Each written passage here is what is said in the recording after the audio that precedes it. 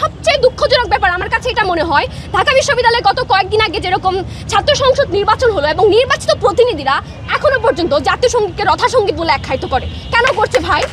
এটা তো কোনো ধরনের কথা হওয়ার কথা ছিল না। আমরা জাতীয় সঙ্গীতকে এমনভাবে ধারণ করি, আমি ছোটবেলা থেকে, আমার মাতৃভাষা বাংলা না, কিন্তু জাতীয় সঙ্গীত শুনলে এখনো পর্যন্ত আমার মনের ভিতরে যে দেশপ্রেম জাগ্রত হয় সেটা কিন্তু আমি অন্য কোনো জায়গায় আমি পাচ্ছি না। যেমন আমি যদি বলি, আমাদের মেয়েরা যখন সাফ জয় করে তখন কিন্তু এই ফুটবল কিংবা ক্রিকেটে যখন ইন্টারন্যাশনাল পর্যায়ে যখন আমরা রিপ্রেজেন্ট করছি তখন কিন্তু আমরা জাতীয় সঙ্গীত দিয়ে শুরু করি। যখন আমরা জাতীয় সঙ্গীত গাই, বুকে হাত দিয়ে আমরা বলতে পারি, কিংবা যখন আমরা বিদেশের মাটিতে এই গানগুলোকে যখন আমরা রিপ্রেজেন্ট করি তখন কিন্তু আমাদের অজান্তেই চোখের কোণে একটা জলের ফোঁটা চলে আসে, কারণ আমরা এই গানের মাধ্যমে আমরা দেশকে চাই। আমরা এমন একটা বাংলাদেশ চাই যেখানে এখানে বলা হচ্ছে সঙ্গীত কোনো কাজে আসছে না। ভাই, আমরা তো ছোটবেলা থেকে বিজ্ঞান পড়ছি, সমাজ পড়ছি, কিংবা ইঞ্জিনিয়ারিং পড়ছি, কিংবা অনেক ধরনের সাবজেক্ট পড়ছি, কিন্তু সবাইকে আমরা ডক্টর হচ্ছি কিংবা সবাইকে ইঞ্জিনিয়ার হচ্ছি? গান এমন একটা বিষয়টা আসলে আপনি চাইলেও, আপনি যতই চেষ্টা করেন না কেন, আপনি চাইলেও এটা বাদ দিতে ফেলতে পারবেন না। আমাদের খুব বেশি যখন মন খারাপ হয় আমরা কিন্তু মন খারাপের গান শুনি।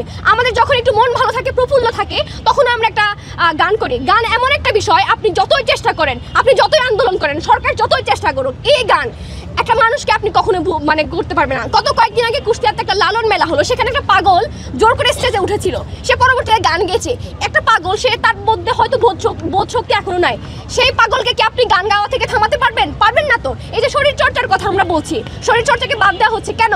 যখন আমাদের মেয়েরা কিংবা আমাদের ন্যাশনাল টিমের যারা প্লেয়াররা আছে বিভিন্ন জায়গায় গিয়ে যখন শরীরচর্চার মাধ্যমে, কিংবা আমাদের ঢাকা বিশ্ববিদ্যালয়ের একজন শিক্ষার্থী ছিল সুরকৃষ্ণ চাকমা, সে কিন্তু শরীরচর্চার মাধ্যমে ইন্টারন্যাশনালি অনেক জায়গায় একটা পজিশন হোল্ড করেছে। এই যে বিষয়গুলো যখন আমাদের কাজে লাগে তখন কিন্তু আমরা ব্যবহার করছি, কিন্তু এখন আবার বলা হচ্ছে বারবার একটা নির্দিষ্ট গোষ্ঠী কিংবা একটা ধর্মের উপর পদ্ধতি এগুলা কিন্তু একটা বাতিল প্রণয়নের চেষ্টা হচ্ছে। আমি বলতে চাই, আপনাদের কিংবা ইন্টারিয়াম সরকারের যে প্রচেষ্টাগুলো, এই বাদ দেওয়ার যে প্রচেষ্টাগুলো আমি কিভাবে প্রত্যাখ্যান করলাম, চিন্তা জানাই।